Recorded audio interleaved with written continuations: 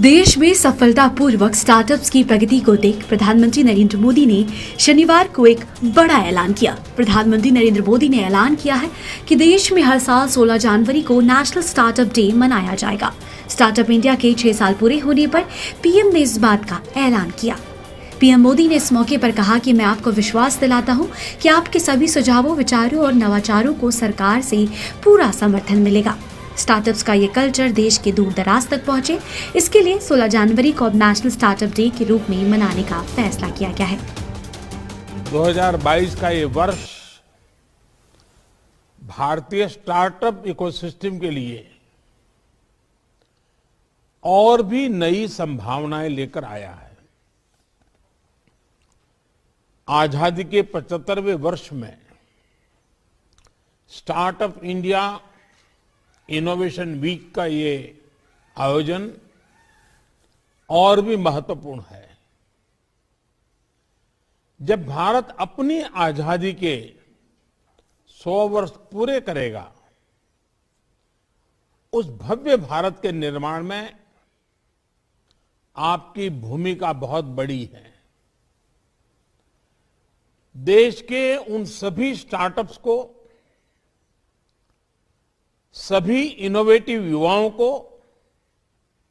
बहुत बहुत बधाई देता हूं, जो स्टार्टअप्स की दुनिया में भारत का झंडा बुलंद कर रहे हैं। स्टार्टअप्स का ये कल्चर देश के दूर दराज तक पहुंचे, इसके लिए 16 जनवरी को अब नेशनल स्टार्टअप डे के रूप में मनाने का फैसला भी किया गया है। इतना ही नहीं, पीएम ने कहा कि जिस स्पीड और स्केल में आज भारत का युवा स्टार्टअप बना रहा है, वो वैश्विक महामारी के इस दौर में भारत की प्रबल इच्छा शक्ति और संकल्प शक्ति का प्रमाण है। पहले बेहतरीन से बेहतरीन समय में इक्का दुक्का कंपनियां ही बड़ी बन पाती थी, लेकिन बीते साल तो 42 यूनिकॉर्न देश में पड़ी हैं।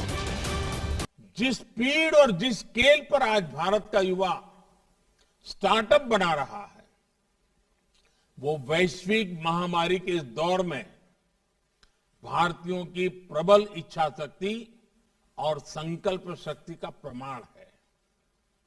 पहले बेहतरीन से बेहतरीन समय में भी इक्का दुक्का कंपनियां ही बड़ी बन पाती थी, लेकिन बीते साल तो 42 यूनिकॉर्न, 42 यूनिकॉर्न हमारे देश में बने हैं। हजारों करोड़ रुपए की ये कंपनियां आत्मनिर्भर होते आत्मविश्वासी भारत की पहचान है। आज भारत तेजी से यूनिकॉर्न की सेंचुरी लगाने की तरफ बढ़ रहा है, और मैं मानता हूं भारत के स्टार्टअप का स्वर्णिम काल तो अब शुरू हो रहा है।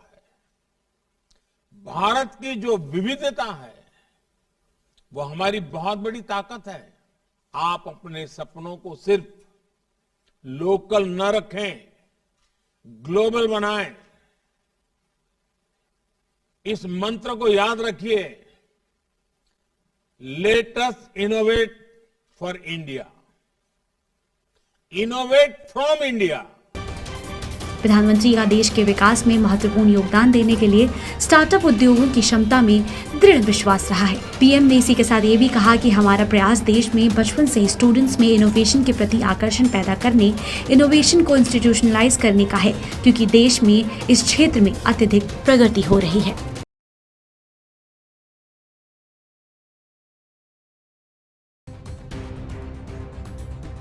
उत्तर प्रदेश में विधानसभा चुनाव से बीजेपी का साथ छोड़कर नेताओं के साइकिल की सवारी करने का सिलसिला लगातार जारी है। स्वामी प्रसाद मौर्य और कई विधायकों के बाद अब योगी सरकार के पूर्व मंत्री दारा सिंह चौहान ने भी कमल के फूल को छोड़कर साइकिल पर बैठने का फैसला किया है। रविवार को अखिलेश यादव की मौजूदगी में उन्होंने समाजवादी पार्टी का दामन थाम लिया। सपा में शामिल होते ही दारा सिंह चौहान ने बीजेपी पर जमकर हमला बोला।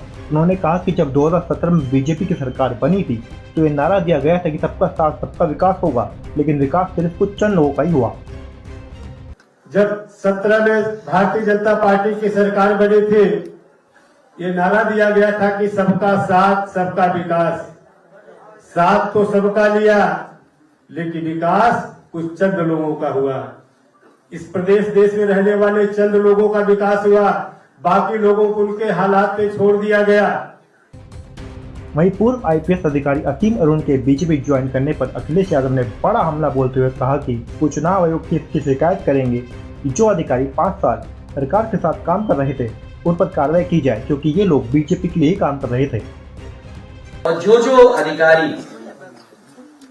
क्या नाम था जो अभी बीजेपी शामिल हुए, जो अधिकारी, मैं चुनाव आयोग से इस बात की शिकायत करूंगा कि पिछले 5 साल में असीम अरुण के साथ जो अधिकारी लगातार ड्यूटी पे रहे हैं, लगातार जिन अधिकारियों को ड्यूटी पर अपने साथ लेकर के गए, पूरे 5 साल के नौकरी के कार्यकाल में देख करके जो लगातार उनके साथ रहे हैं उनको भी हटाया जाए, वरना वो भारतीय जनता पार्टी के कार्यकर्ता के रूप में काम करेंगे।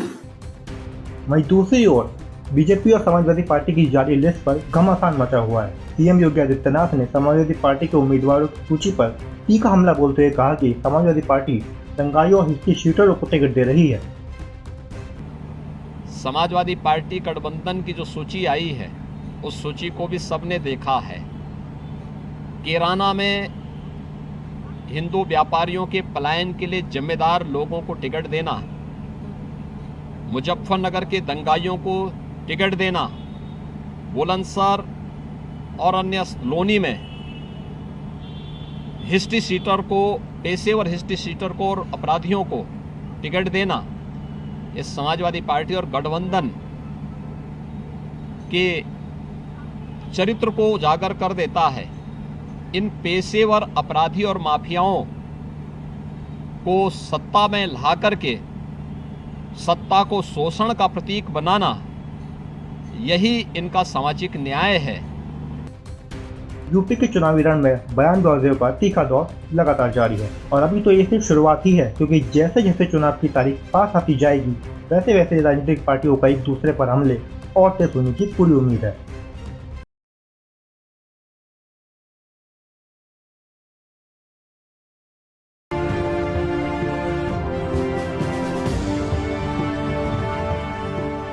उत्तर प्रदेश में जब से विधानसभा चुनावों की तारीखों का ऐलान हुआ तब से नेताओं का एक पार्टी से दूसरी पार्टी में जाने का चलन तेज होता जा रहा है। कहीं कोई अभिनेता किसी राजनीतिक पार्टी में शामिल हो रहा है तो कहीं कोई पुलिस अधिकारी। इसी कड़ी में पूर्व आईपीएस अधिकारी असीम अरुण ने रविवार को लखनऊ स्थित पार्टी के कार्यालय में बीजेपी की सदस्यता ग्रहण कर ली। इस मौके पर बीजेपी प्रदेश अध्यक्ष स्वतंत्र देव सिंह और केंद्रीय मंत्री अनुराग ठाकुर मौजूद रहे। असीम अरुण कानपुर के कमिश्नर रह चुके हैं। वहीं माना जा रहा है कि उनके कन्नौज विधानसभा सीट से चुनाव लड़ने की उम्मीद है। 1994 बैच के आईपीएस अधिकारी अरुण ने राजनीति में आने के लिए इस महीने की शुरुआत में इस्तीफा दे दिया था। वहीं इस मौके पर पूर्व आईपीएस अधिकारी असीम अरुण ने योगी सरकार की जमकर तारीफ करते हुए कहा कि योगी राज में यूपी में कानून व्यवस्था बहुत सुधरी है। सीएम योगी ने पुलिस को ही नहीं बल्कि पूरी व्यवस्था को ऐसी शक्ति दी है जिससे प्रदेश के हालात में सुधार हुआ है। मैं आपको पूरी ईमानदारी से बता सकता हूँ कि पुलिस अधिकारियों के लिए, पुलिस कर्मियों के लिए काम करने का इससे ज्यादा सुखद माहौल कभी भी नहीं रहा। कारण ये, जैसा माननीय अध्यक्ष जी ने कहा, कभी किसी के पास कोई ऐसा फोन, ऐसी सिफारिश नहीं आई कि इस अपराधी को छोड़ दो या इसकी मदद कर दो या ढिलाई तक कर दो। हमेशा यही संदेश मिला कि सख्ती करिए, कार्रवाई करिए, विधि के अनुसार कार्रवाई करिए, और इसी का परिणाम है कि कानून व्यवस्था में बहुत बड़ा सुधार हुआ है। वहीं इस दौरान केंद्रीय मंत्री अनुराग ठाकुर ने अखिलेश यादव पर जमकर हमला बोला। उन्होंने जेल में बंद सपा नेता आजम खान के बेटे अब्दुल्ला आजम का नाम लेकर समाजवादी पार्टी पर निशाना साधा और कहा कि दंगाई सपा में जाते हैं। कि समाजवादी पार्टी में वो जाते हैं जो दंगा करते हैं, भारतीय जनता पार्टी में वो शामिल होते हैं जो दंगाइयों को पकड़ते हैं। सपा के समाजवाद का असली खेल या तो प्रत्याशी को जेल या फिर बेल। और आप नाहिद हसन को देखेंगे जो उनका प्रत्याशी नंबर 1 है समाजवादी पार्टी का, वो जेल में है। उनका दूसरा एमएलए अब्दुल आजम वो बेल पर है, एक जेल में एक बेल पर। सूची देखेंगे तो शुरुआत जेल वाले से होती है और अंत इनकी सूची का होगा तो बेल वाले पर होगा। ये जेल बेल का खेल, ये समाजवादी पार्टी का असली खेल। असीम अरुण 1994 बैच के IPS अधिकारी हैं और उनकी छवि काफी ईमानदार मानी जाती है। उनकी इस ईमानदार छवि को बीजेपी प्रदेश के चुनावों में जरूर बुलाना चाहेगी।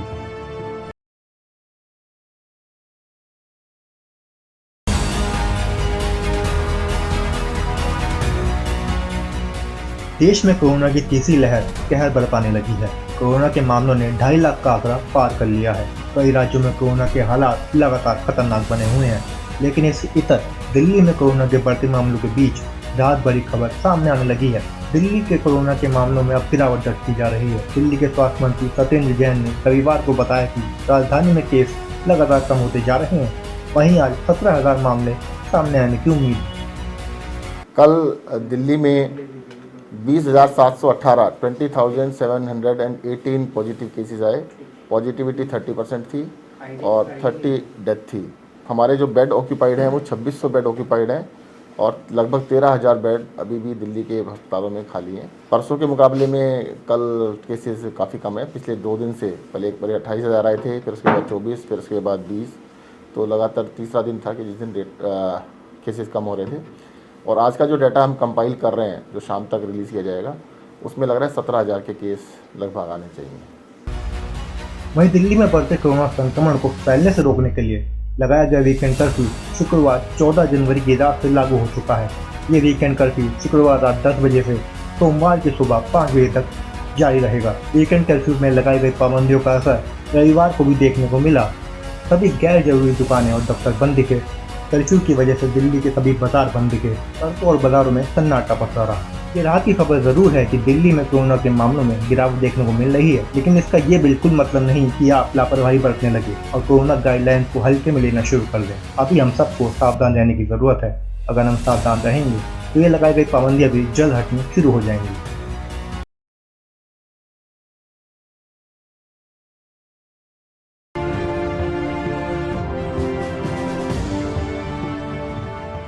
चुनाव आयोग ने भी अपनी समीक्षा बैठक में यह मान लिया है कि देश में कोरोना संक्रमण के हालात बिगड़ रहे हैं। इसी वजह से उसने कोरोना से संबंधित पाबंदियों को 22 जनवरी तक के लिए बढ़ा दिया है। 8 जनवरी को चुनावी तारीखों का ऐलान के साथ ही रैलियों, पद यात्रा और रोड शो जैसे भीड़ जुटाने वाले कार्यक्रमों पर पाबंदी लगाई गई थी। वहीं स्वास्थ्य विभाग के अधिकारियों के साथ समीक्षा बैठक के बाद पाबंदी बढ़ाने का फैसला लिया गया है। चुनाव आयोग ने रैलियों पर पाबंदी लगाई और वर्चुअल प्रचार की सलाह दी थी, लेकिन आयोग ने राजनीतिक पार्टियों को प्रचार में कुछ राहत दी है। जैसे राजनीतिक पार्टियां किसी इंडोर हॉल में राजनीतिक सभा कर सकती हैं, लेकिन इंडोर सभागार की क्षमता 50% से कम होगी। इंडोर सभागार में ज़्यादा से ज़्यादा 300 लोग ही मौजूद रह सकते हैं। 22 जनवरी को चुनाव आयोग एक बार फिर समीक्षा बैठक करेगा। तब दोबारा कोरोना के हालातों को देखते हुए फैसला लिया जाएगा। चुनाव आयोग ने जो कोरोना नियम 8 जनवरी को तय किए थे वो 22 जनवरी तक बने रहेंगे। जैसे रैलियों पर पाबंदियां होंगी, पद यात्रा और रोड शो नहीं किए जाएंगे। डोर टू डोर कैंपेन में 5 से ज़्यादा लोग नहीं होंगे।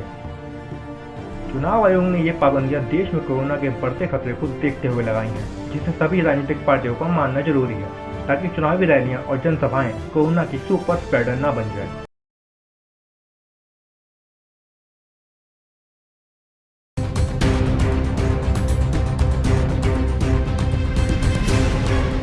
देश में कोरोना की तीसरी लहर लगातार पीक की तरफ बढ़ रही है। बंदिशों के बीच भी केस लगातार बढ़ रहे हैं। लगातार तीसरे दिन भी देश में कोरोना का आंकड़ा 2.5 लाख के पार रहा। अनुमानों के मुताबिक अभी तीसरी लहर का पीक देश में अभी दूर है, लेकिन देश में लाखों केस का आना जारी है। रविवार को देश में कोरोना के 2,70,000 से ज़्यादा केस सामने आए हैं, जो कि कल की तुलना में 2,300 से अधिक हैं। वहीं 314 लोगों ने अपनी जान गंवाई है। गनीमत है कि अभी अस्पतालों की ज़रूरत वाले मरीजों की तादाद कम है। हालांकि कुछ राज्यों में कोरोना लगातार पैर पसार रहा है। 43,000 से ज़्यादा केस सामने आए हैं। कर्नाटक में 32,000 से ज़्यादा केस, तमिलनाडु में 23,000 से ज़्यादा केस, दिल्ली में 20,000 से ज़्यादा केस, वहीं पश्चिम बंगाल में 22,000 से ज़्यादा केस मिले हैं। दिल्ली और मुंबई जैसे राज्यों में कोरोना की रफ्तार कम ज़रूर हुई है, हालांकि दिल्ली के लिए फिक्र की बात यह है कि संक्रमण दर लगातार 30% बनी हुई है, यानी हर तीसरे टेस्ट में मरीज को कोरोना हो रहा है। कोरोना के केस भले ही कम हो रहे हों, लेकिन ये काफी नाजुक वक्त है और इसमें जरा सी भी लापरवाही भारी पड़ सकती है।